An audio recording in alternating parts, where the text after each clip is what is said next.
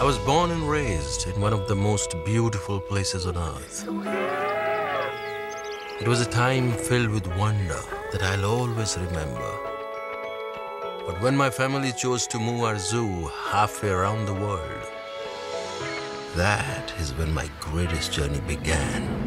Initially, it was my brother. He had to go for the auditions, and I went with him. And they told me to audition too, and I did. And it went on for 6 months. I was called back. There were many callbacks. And finally, one day they told me I have to go to Bombay and meet Davian. And I was really excited. I went there and gave the final audition. And, the first time I did it, I didn't think I did very well. And then Davian talked to me. He kind of made me breathe in particular ways and kind of built that emotion inside of me. And by the end of it, I didn't even feel like I was acting anymore. I was just kind of an instrument of sorts, and he just kind of pulled that emotion through me, and it just went and came out. So.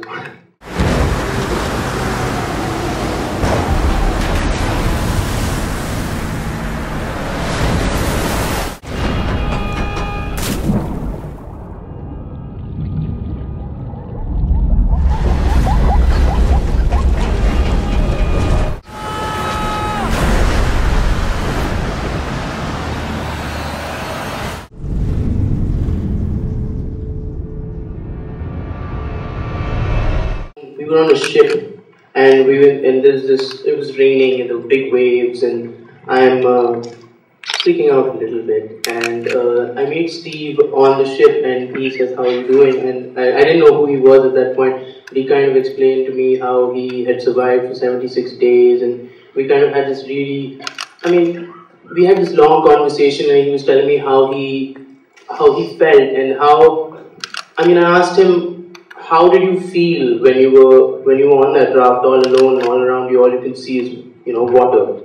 And he said that most of the time you don't feel anything. You're left completely blank. So those moments when you feel happiness are extreme, like they're ecstatic. And he kind of explained to me how emotions don't just become what we see normally or feel normally, and they become these extremely strong and very powerful feelings, and that's what I tried to kind of put into my acting as well, as just that feeling.